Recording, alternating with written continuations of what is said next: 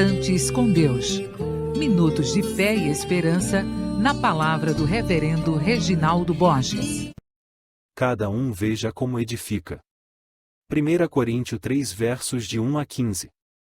Queridos, a temática central do versículo 10 é cada um veja como edifica. A igreja de Corinto era uma igreja com problemas seríssimos. E Paulo aborda um deles nesta carta: a existência de grupos dentro da igreja. Estes grupos elegeram líderes à revelia. E a igreja dizia: eu sou de Paulo, eu sou de Apolo, eu sou de Cefas, eu sou de Cristo. Parece que o problema era entre os grupos que achavam que deviam seguir Paulo e outro Apolo. Nos parece que eles não eram adversários. Pois no verso 9, Paulo escreveu: porque de Deus somos cooperadores, lavoura de Deus, edifício de Deus sois vós. Mostrando que ele, Apolo, e a igreja são lavoura e edifício. Paulo usa duas figuras para a igreja: lavoura e edifício, mas ele desenvolve mais a figura do edifício. Como sistematizador da igreja, Paulo revela que Cristo é o alicerce desse edifício. A igreja só pode ter um alicerce, que é Cristo. Qualquer outro alicerce leva a igreja à ruína. No verso 10, do texto em tela, lemos: e segundo a graça de Deus que me foi dada, lancei o fundamento como prudente construtor, e outro edifica sobre ele. Porém cada um veja como edifica. Paulo se considera um prudente construtor a partir da graça de Deus. Foi essa graça que o possibilitou a lançar o fundamento da igreja. No desenvolvimento da figura, Paulo mostra que ele é o arquiteto, Cristo o alicerce e fundamento, e os crentes são os pedreiros que estão construindo a igreja espiritual. Porém, cada um veja como edifica. Lembrem-se, vocês estão construindo um prédio, um edifício, que se chama Igreja de Cristo, nessa cidade. Vocês são os pedreiros, por isso veja como estão edificando a igreja. Reflita. Sua atitude, seu comportamento estão construindo a Igreja de Cristo? No texto em tela aparecem três figuras: o fundamento, o material e a prova. O fundamento. A igreja tem um alicerce que é Jesus Cristo, e ninguém pode lançar outro fundamento além do que foi posto, o qual é Jesus Cristo. Em Atos 4, 11 e 12, lemos que Jesus é pedra rejeitada pelos construtores, que ele é pedra angular, e que não há salvação em nenhum outro nome pelo possamos ser salvos. E Paulo diz aos Efésios que a igreja está edificada sobre o fundamento dos apóstolos e profetas, mas Jesus Cristo é a pedra angular. Em sua primeira carta Pedro cita o Antigo Testamento: eis que ponho em Sião uma pedra angular eleita e preciosa, e quem nela crer não será de modo algum envergonhado. O alicerce da igreja é Jesus Cristo, qualquer outra coisa é heresia.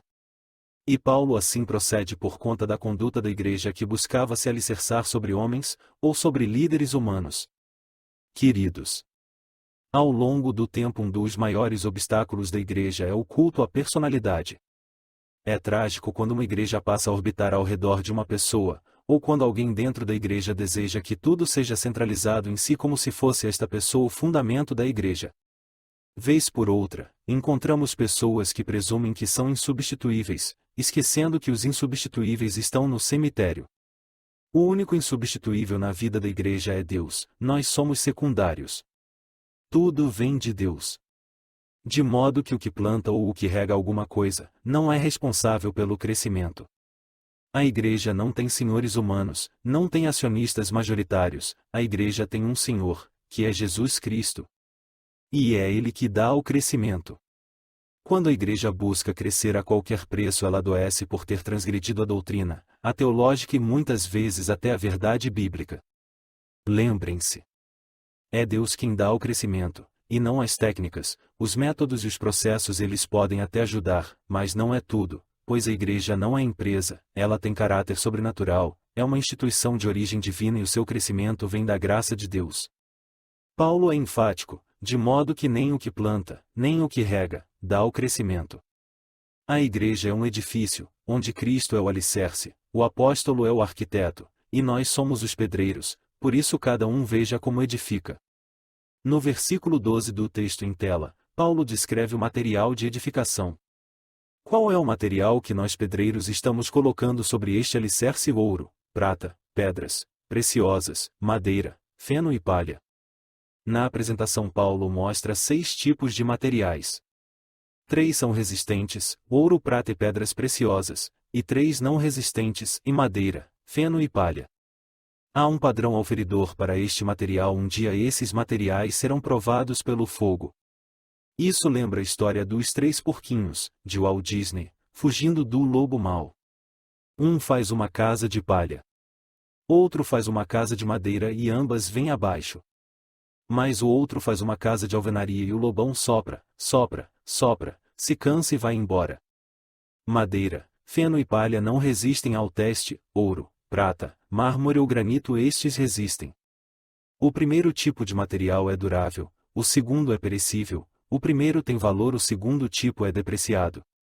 O primeiro tipo de material atrai, o outro não. Uma pergunta muito ingênua: em que tipo de casa você prefere morar?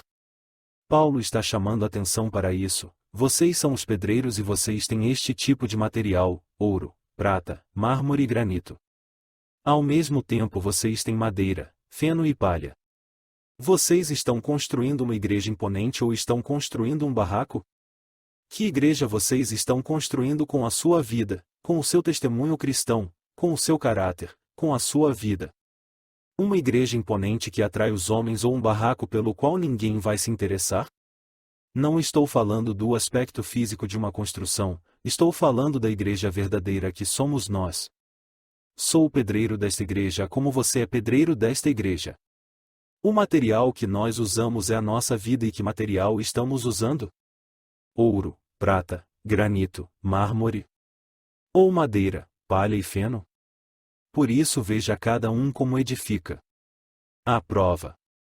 Versículo 13. Manifesta se tornará a obra de cada um, pois o dia demonstrará porque está sendo revelada pelo fogo, e qual seja a obra de cada um o próprio fogo provará. Paulo não está falando de um dia de juízo para os incrédulos. Paulo está falando de um dia de juízo para nós. Haverá um dia de juízo para nós. 2 Coríntios 5, verso 10. Porque importa que todos nós compareçamos perante o tribunal de Cristo para que cada um receba segundo o bem ou o mal que tiver feito por meio do corpo. Ele está falando de um dia de juízo para o galardão, para a avaliação do nosso serviço. Então no dia do juízo o serviço de cada um de nós será avaliado e será visto o tipo de material que nós como pedreiros utilizamos.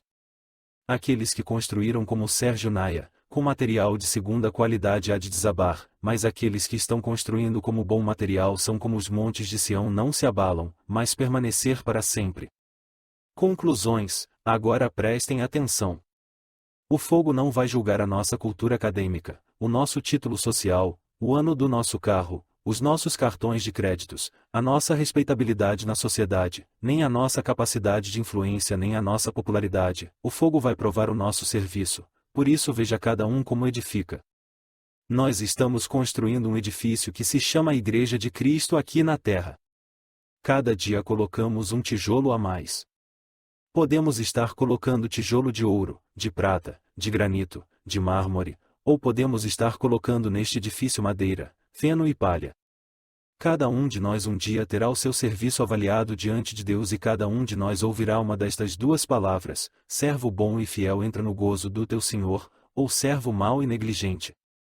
O elogio é para quem está construindo com ouro, prata, granito e mármore, e a censura para quem está construindo com madeira, feno e palha. Você está construindo com o quê? Ouro, prata, granito e mármore, ou madeira, feno e palha? E você ouvirá o quê?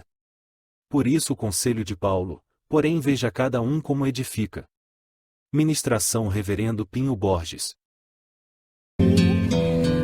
Você ouviu Instantes com Deus, na palavra do Reverendo Reginaldo Borges.